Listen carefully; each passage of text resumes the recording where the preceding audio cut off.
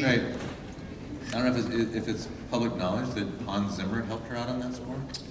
No. He didn't actually write anything for her, but she'd been friends with Hans Zimmer for a long time, and he did all of the synthesizer sweetening of the score, like all the organ stuff. That's Hans. Wow. Kind of neat, huh? The first thing I'm struck with here is actually how powerfully the backgrounds and the look really just comes through in this presentation, because I mean this is really where I see like the Fleischer Superman influence just shine, and even in the CGI, because like even for 1993, I'm just like it looks so different than CGI today.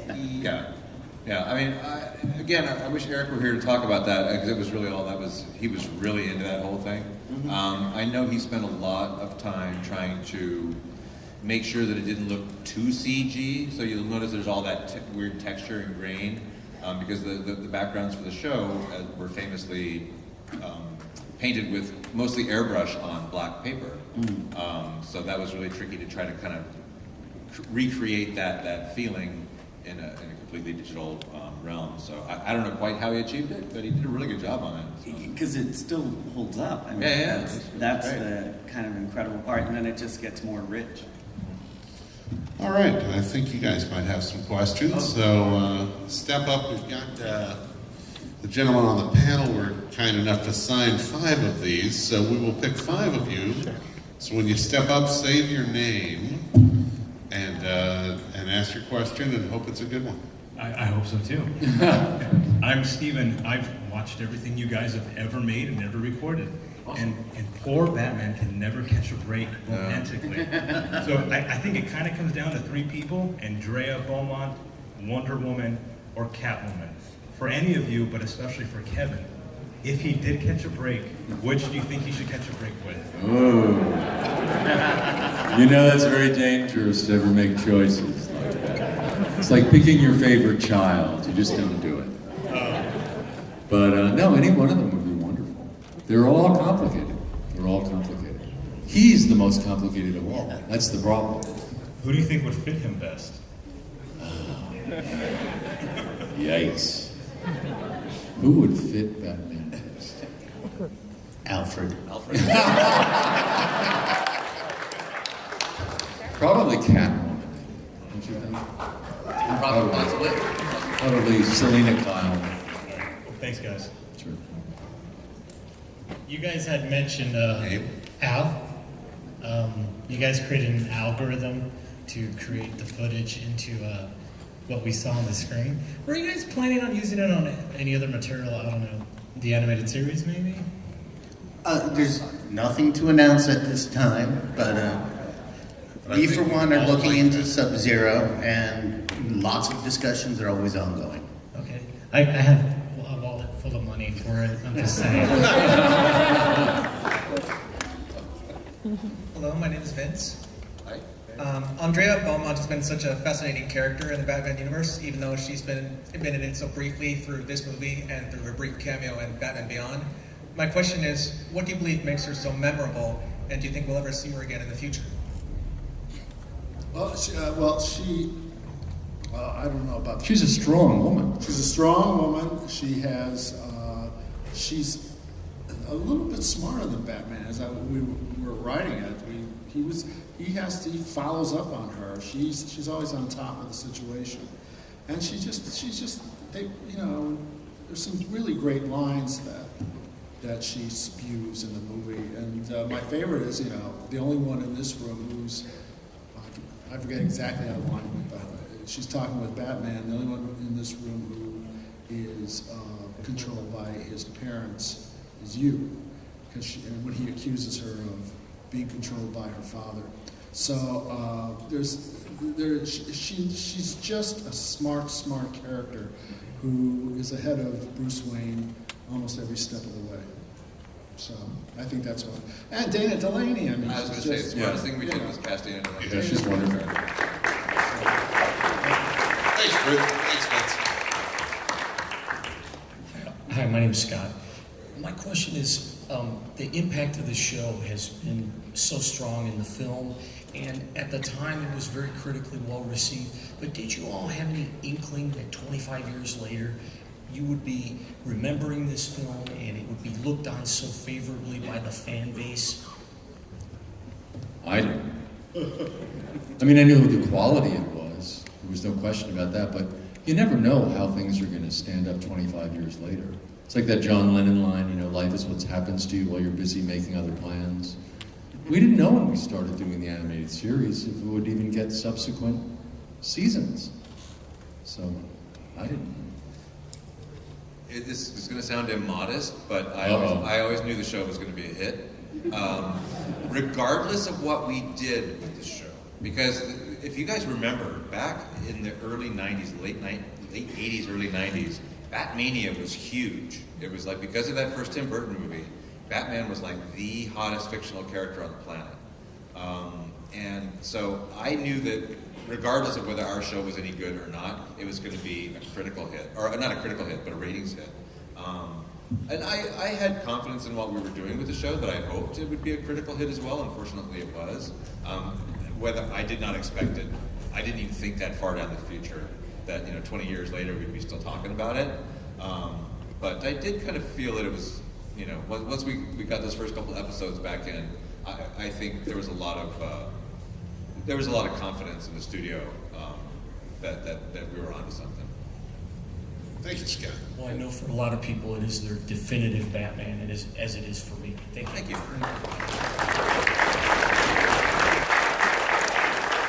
Hello. Hello, Batman. My name is actually Bruce.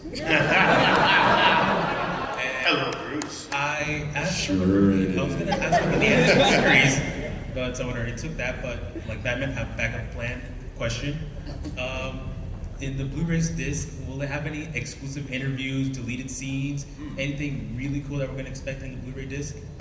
As was somewhat indicated by the answer to the question of the process that we had to undergo making the Blu-ray, we pretty much put every dollar, in fact we actually did put every dollar into making the master.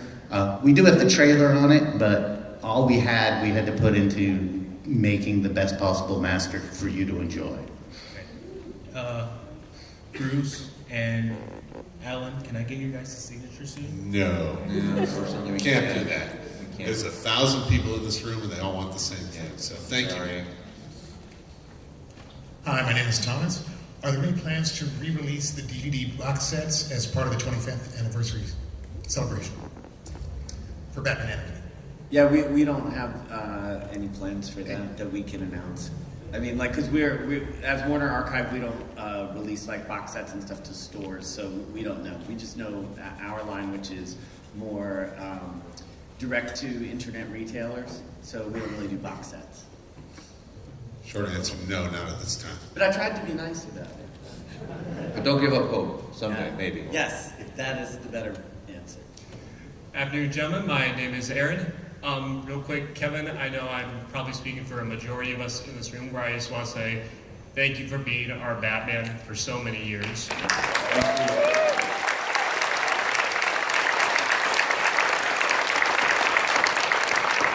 And my question is, Batman over the years has been so closely associated with a very recognizable musical theme from the 60s to the Burton movies, and I was curious what it was like for Alan, Bruce, and Kevin hearing Shirley Walker's amazing music for both the show and the movie. Like, what was your reaction when you first heard that? And it's so epic in scope. I can only tell you my very first time hearing Shirley's music.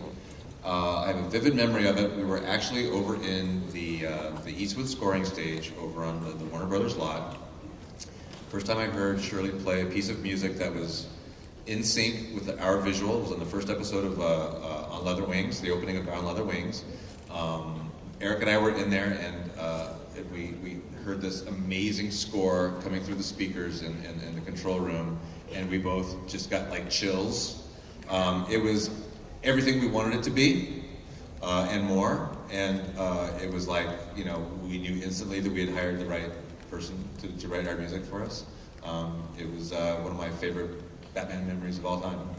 I love her theme. I just love I've never gotten tired of it. And in the beginning, I think the chorus blew me away too when I first saw us.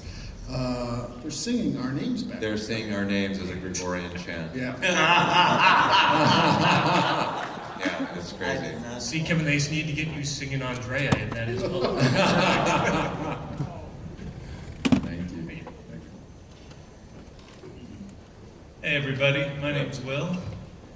So my question, it's the early 90s, you've got a season of the animated series under your belt, and you're taking your first steps into converting that into long-form storytelling, whether it's going to be direct-to-TV or theatrical, you don't know at this point.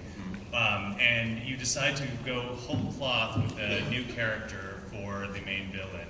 What was the reasoning behind that? And at that initial stage, were you considering other villains as the main antagonist? No, I don't think so. I think You know, this is actually, you raise an interesting point, because a lot of people have pointed out that the character is very similar to a character from the comics called the Reaper from Batman Year 2. And I know that's absolutely true visually. The character, I think, backstory-wise is really, really different. But the weird truth about that is that I had honestly read Batman Year 2 when it first came out, but I had completely forgotten about it. So when I designed the Phantasm, it was totally going off of the way it was described in the script, in Alan's script, where it was like wearing like a death's head mask and having a scythe on one hand. And it's almost like an accidental inspiration from the comic. But I don't know where you came up with the idea for the character. I don't know if you had read that comic, or was it just like a coincidence? It was a coincidence, and to me, if there's any little villain that I was thinking about, it could be Mysterioso from Spider-Man. I just like that sense of the smoke, disappearing in smoke. And but in truth, I knew that the Joker is going to take the story over. Right. So that's probably why we're also thinking of a brand new villain, because we had him in our back pocket for this thing. Lovely little tidbit about Phantasm is when we were meeting with the animation crews in Japan, and we were going through the storyboard, and one of the animation directors dubbed the Phantasm character Broccoli Man because of the cloud of gas. Thank you. Thanks, Will.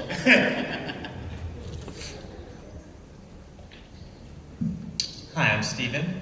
I absolutely love Mask of the Phantasm, but I heard that the episode Trial was originally on deck to be the first feature release. Is there any truth to that?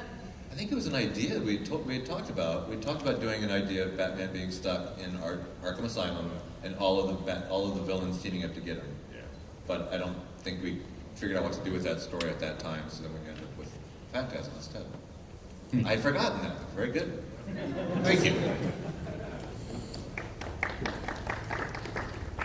Hey guys, I was going to ask what was the inspiration for the character of Andrea Beaumont, but you just answered it. So I just wanted to say that like maybe in 2007, 2008, I was at a panel and I had asked if you guys were ever planning on doing a re-release of Mask of the Phantasm, and you kind of said, keep hoping, or Here we are 10 years later. Yeah, so I just want to say thank you for finally getting that thing. Thank you.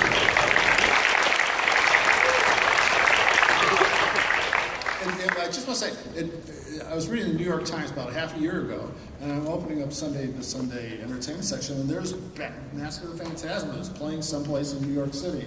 And then about a few months later, it's playing at the NoHo, at NoHo 7 at Lemley, in Los Angeles. And so it's just kind of bizarre. And would it be playing anywhere soon around here in Southern California? Well, we are going to be playing it at Cinefamily in Los Angeles on Tuesday, sort of a day-and-date release. So you can see the whole thing with a group of big Batman fans. And Jerry Beck will be there talking about history of Batman and animation along with it, showing some clips. So it's going to be a whole night of Batman. And as long as we have a brief commercial interruption. Oh, yeah. Batman Mask of the Phantasm shirts exclusively from WB Shop. They can be yours. Thank you. I'm Ben, and I was wondering, this is a question. When you first met Mark Hamill, did you have any, like, I don't want to say starstruck, but it was an interesting, like, seeing Luke Skywalker? Oh, hell yeah. Of course. I mean, I famously, most of you guys probably know, Mark first, his voice that he did for us was in the first Mr. Freeze episode. He played the guy who caused Mr. Freeze's wife to, end up in a coma. And so he came in and met with us, and he was so excited and full of enthusiasm for Batman. He was a huge, comic book fan, and he really wanted to play one of the big villains. And at that time, and he specifically mentioned the Joker, and at that time we were using Tim Curry as the Joker. And he was really disappointed, but he said, well, if anybody else shows up, like, Hugo Strange or somebody, give me a call. So cut to many months later, we made the difficult decision to replace Tim. We brought Mark in to audition for the Joker, and he nailed it. But yeah, for that first record, it was hard for me to keep my from nerding all over him. Luke Skywalker, I think Mark, actors are we're all pigeonholed by our look. And Mark is a good-looking guy, but when he was in his 20s, he was an incredibly good-looking guy. He was cute. He was a handsome young guy. So he was Barry Manilow. Yeah, he only, he was really that Luke Skywalker character. His looks at that time, I think, really pigeonholed him to play nice young leading men. Because I thought, Luke Skywalker was great, but he wasn't like, that interesting. I mean, he was, the nice young leading man. Watch it now, mister. No, but I mean, you know what I mean? No. Compared to the Joker? Nerd heresy over here. You know what I know what I mean? He was playing the nice, the nice young guy. Mark's not that. Nice enough. He's a character actor. In his heart, he's a character actor. But his looks, he didn't have a character actor's face. So when he got older and he got to, work more through his voice, he got that wider range of roles. And you saw this incredible body of work come out of him and this range of craziness come out of him. I mean, to be in the booth with him, I wish you could be in the booth with him. It's wonderful. There is you can feel the heat coming off of this guy. He's just, you really can. And he's like, his body, it's like. It's the hand gestures and the eyes. It's like, what's crazy. Jim Carrey in, the rubbery face. Yeah. That's what Mark is. Ah! And it's, and he comes at me and I'm like, whoa.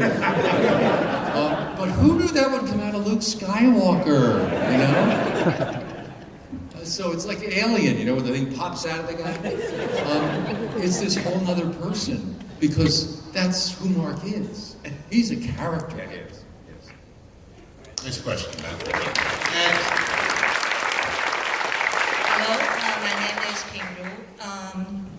Just now, Kevin mentioned about that Warner Brothers will bring all the voice actor into the booth and doing like radio play. And this is my question, maybe for Kevin and maybe for Bruce. In DC animated universe, Kevin got tons of tremendous performance, like in Justice, in a Better World, that our Batman and Justice Lord Batman, the dialogue between them, and also the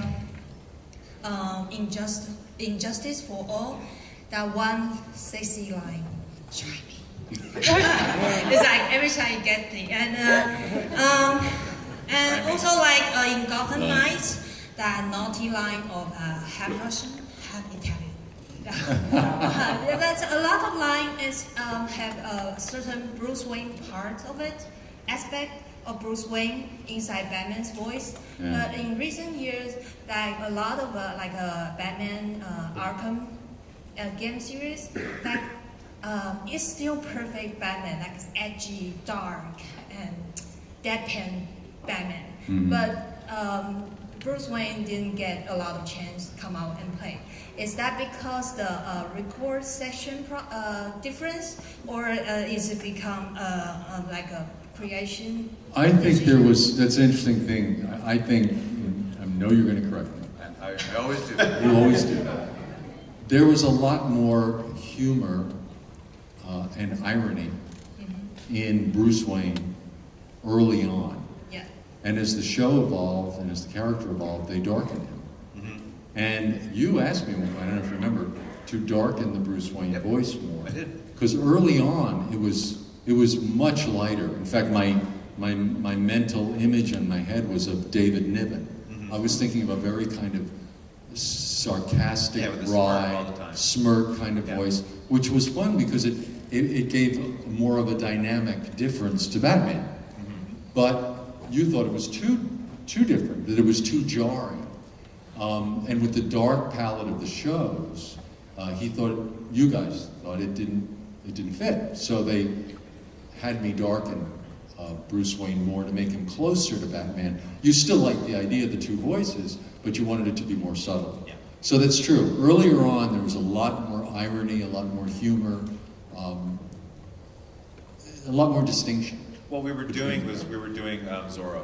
We were doing Don Diego and Zorro. So Don Diego was he would play the fop. The fop. When he was Don Diego, and then when he was, Zorro was Like the more his Scarlet true character. Pimpernel. Exactly. That movie? Yes, exactly. That's what I was thinking. Yeah, that's exactly what it was. So, but then I think at some point we kind of went, I think maybe we're going a little too broad with Bruce, so we kind of brought the characters a little closer together. So there was still a little bit of a distinction. The Bruce Wayne voice wasn't quite as deep as the Batman voice, But it's there were subtle. definitely, It's subtle, and especially in the games now. The later it's gotten, the more and more subtle it's gotten. Even in Justice League Action, they still make you do all Batman, no Bruce Wayne. Well, there's a little bit of Bruce Wayne. I mean, I try to make it distinct a little bit, but they want it darker. Yeah. Thank you very much. Thank you. We got room for one more question. That's a good question. Be good. All right. Pressure. All right. Well, I got another question for Kevin, actually. I know you touched on the long relationship you've had with Mark Hamill, working on series, films, video games.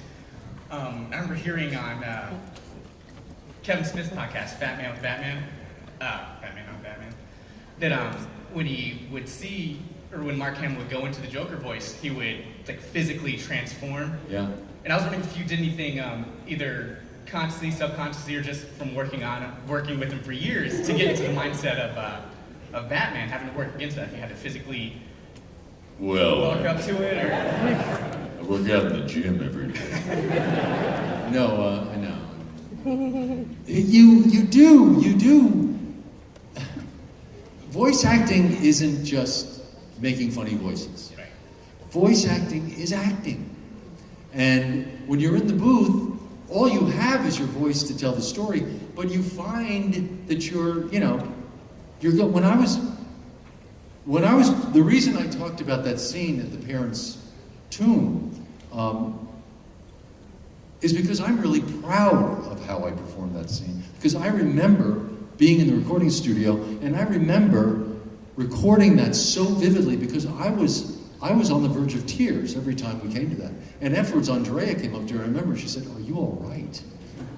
She said, you were there. And you can hear it 25 years later. And that's why I'm proud of that scene, because I know I was there.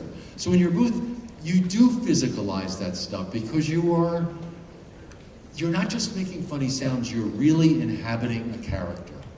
So that sometimes you make sounds that you don't expect because your emotions do things to your voice that you don't expect them to do. You know what I mean? So it's acting. Does that answer your question? yeah, absolutely. Thank you. Thank you for coming. People, when we're done, I need you.